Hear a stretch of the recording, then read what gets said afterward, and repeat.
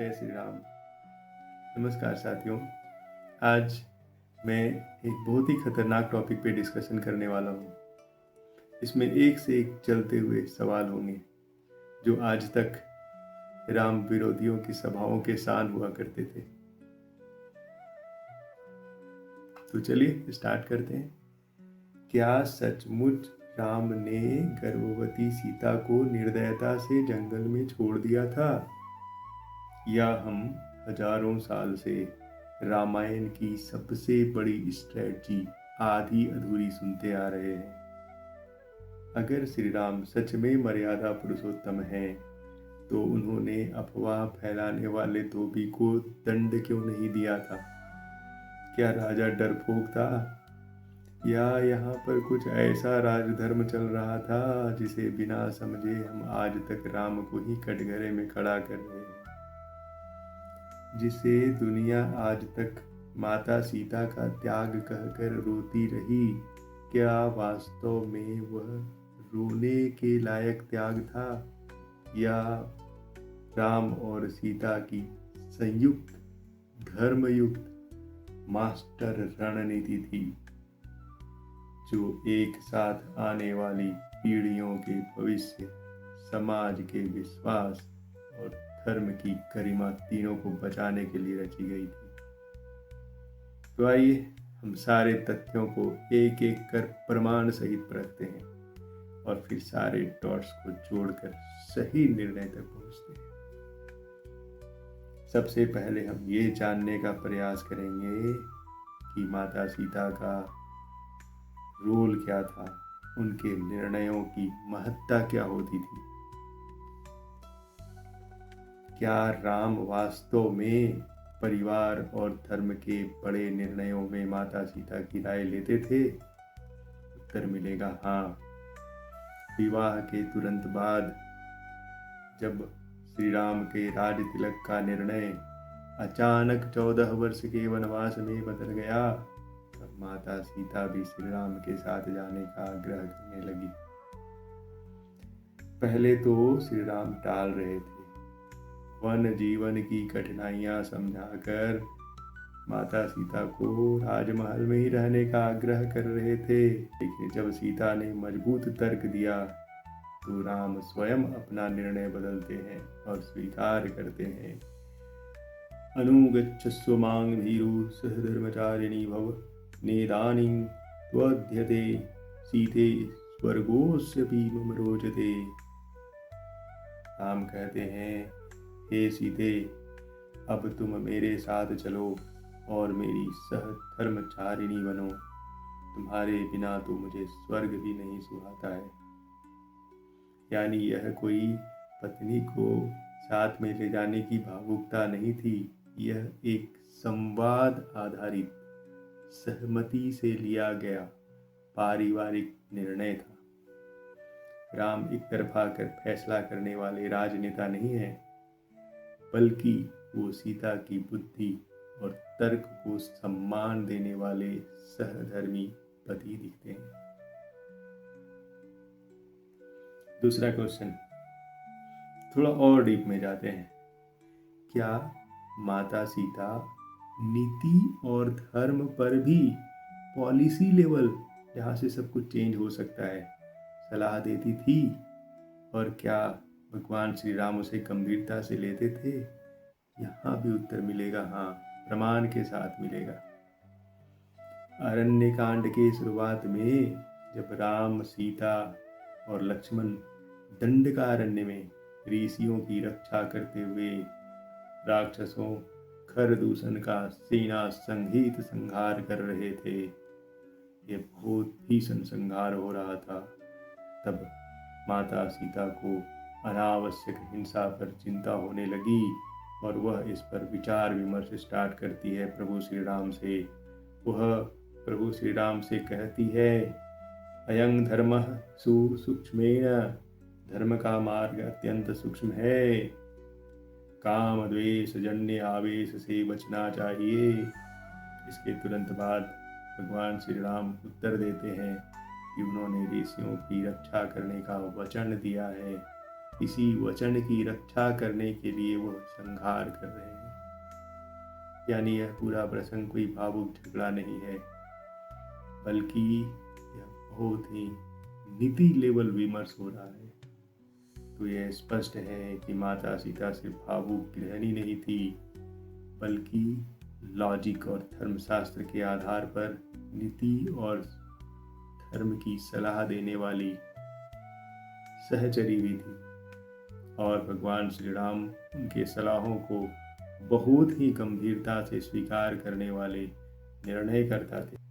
तो हम लोग एक और प्रसंग पर डिस्कस करते हैं कि जब युद्ध कांड के अंत में माता सीता अग्नि में प्रवेश कर जाती है, तो कहेंगे कि भाई माता सीता को इतना ही राइट्स था तो ये क्यों करना पड़ा। तो चलिए इसका भी डिस्कशन करते हैं।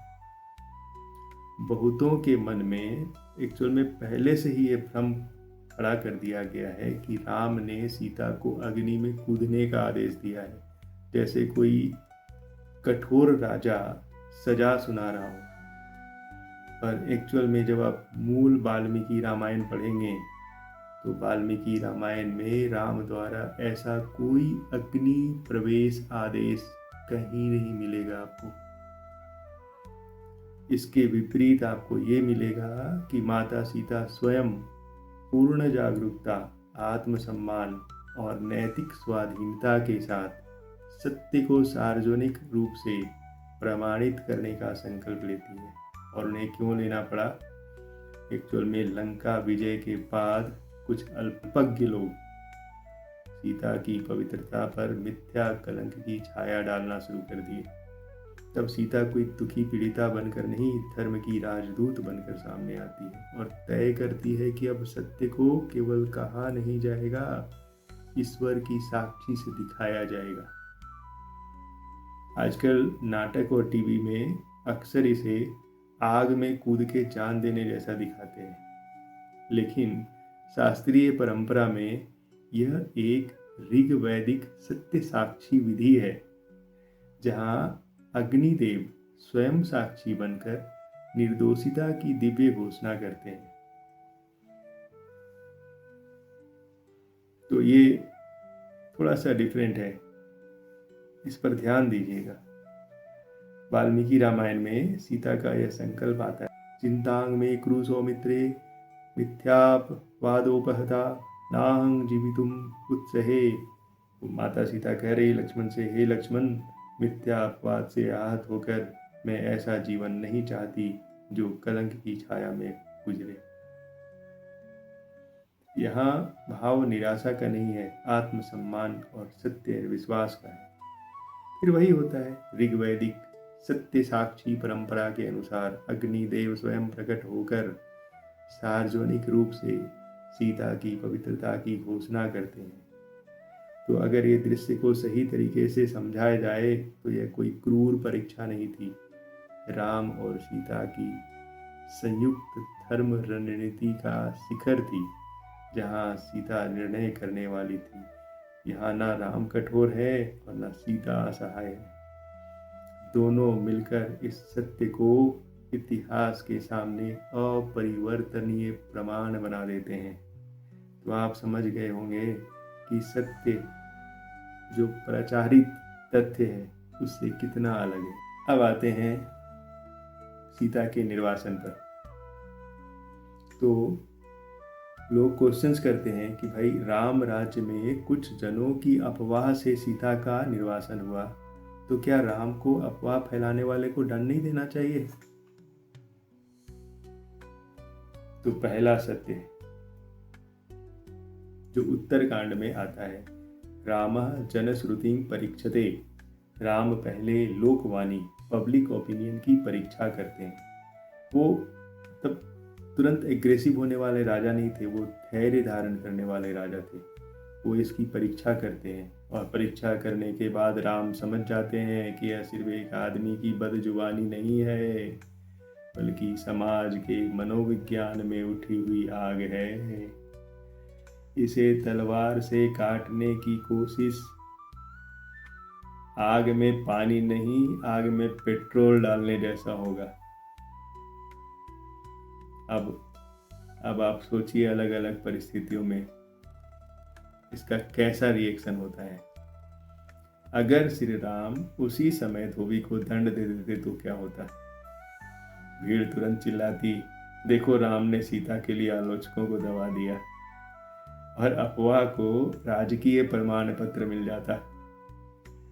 जिस कलंक को शांत करना चाहते थे श्री राम, वह जिद्दी मैल की तरह जम जाता।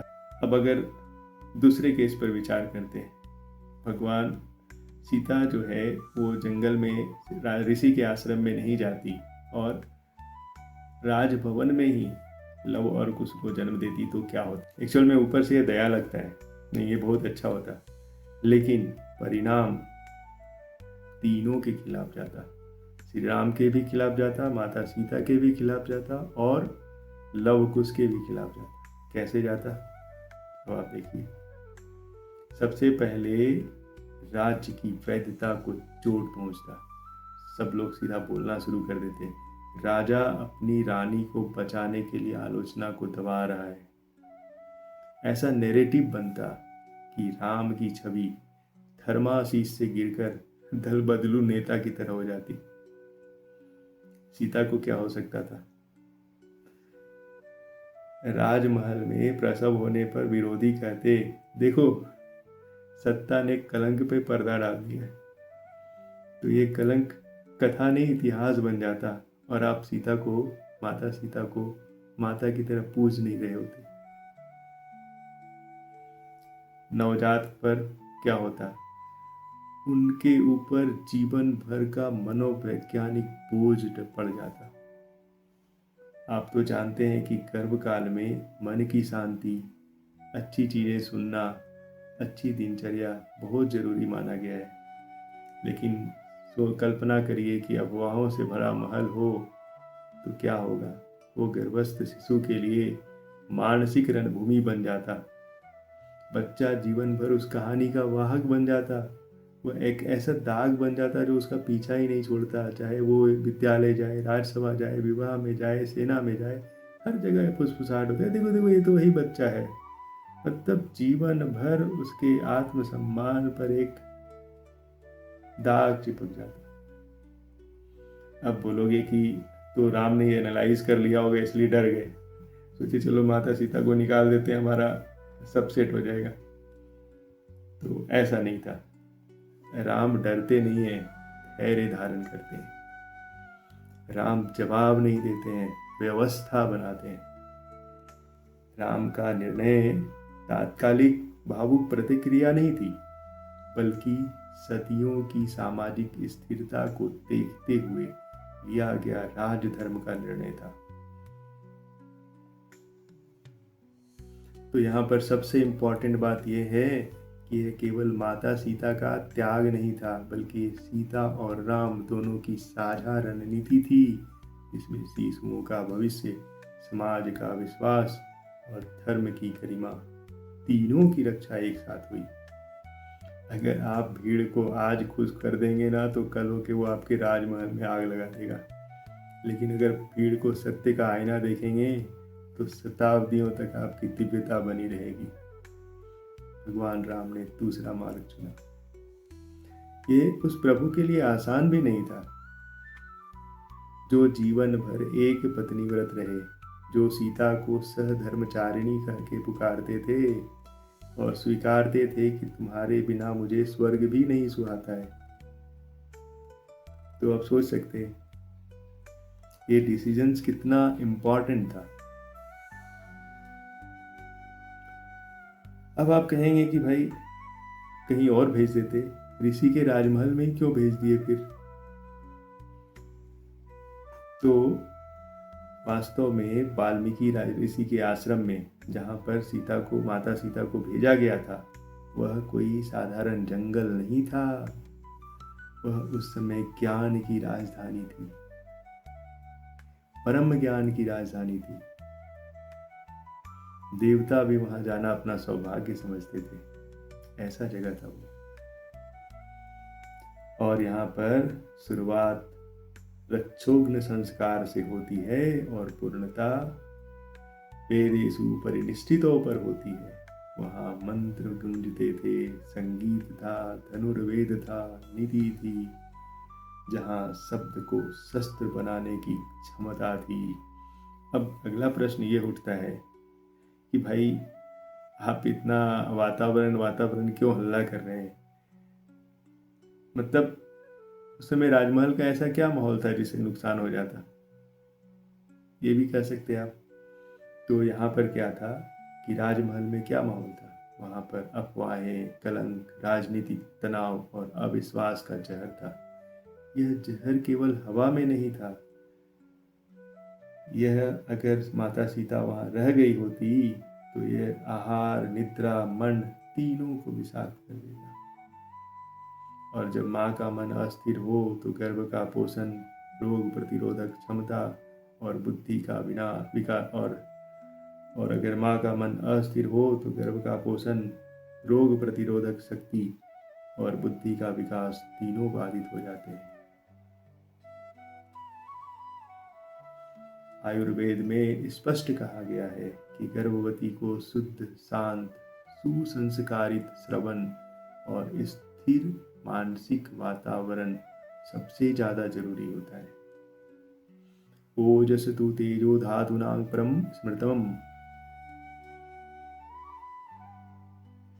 इस दृष्टि से उस समय राजमहल उस गर्भस्थ शिशु के लिए एक विषधर वातावरण था। वहां रहना दीर्घ काल में संतान और समाज दोनों के लिए विनाशकारी बन सकता था।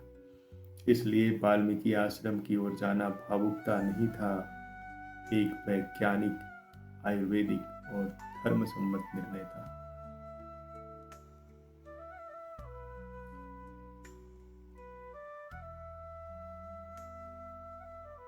वाल्मीकि आश्रम में शिशुओं का जन्म होते ही रक्षोघ्न संस्कार हुआ।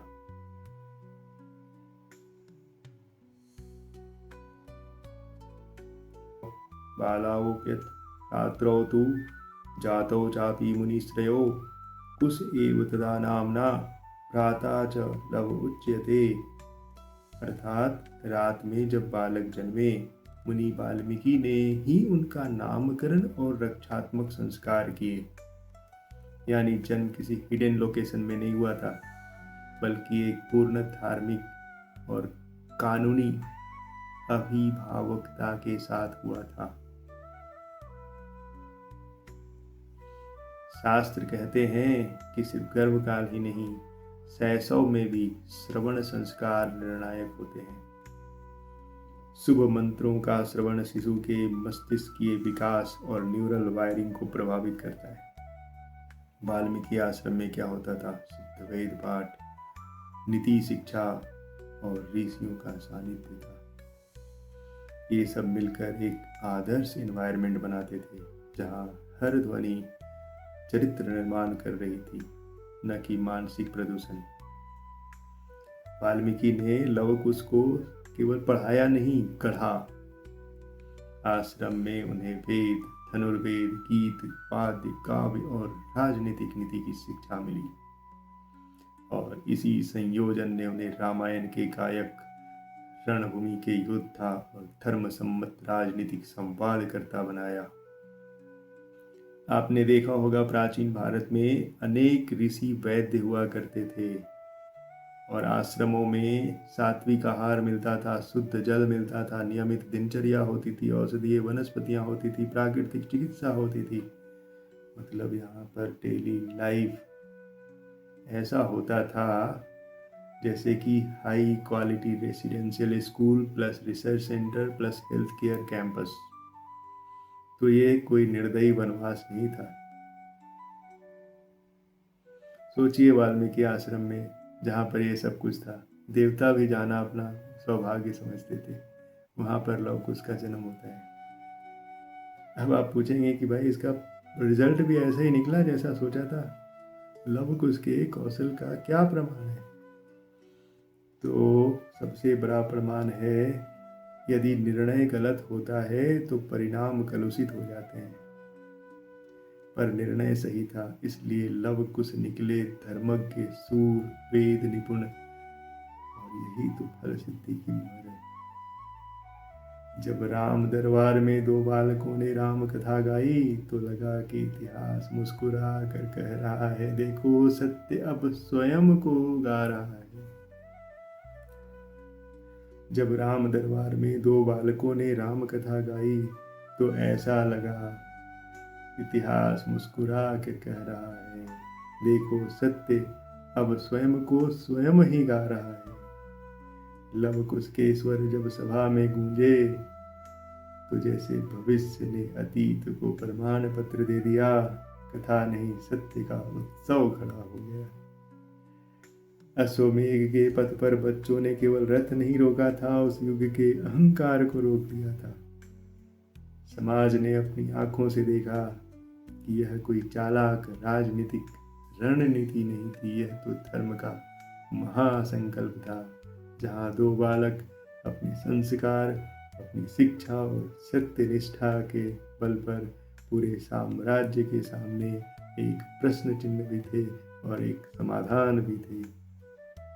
तो अंतिम सार यही है कि यह त्याग नहीं, यह एक संयुक्त रणनीति थी। धर्मो रक्षति रक्षिता। माता सीता ने धर्म की रक्षा की, इसलिए धर्म ने उन्हें अमर बना दिया। आज भी भक्ति और पूजा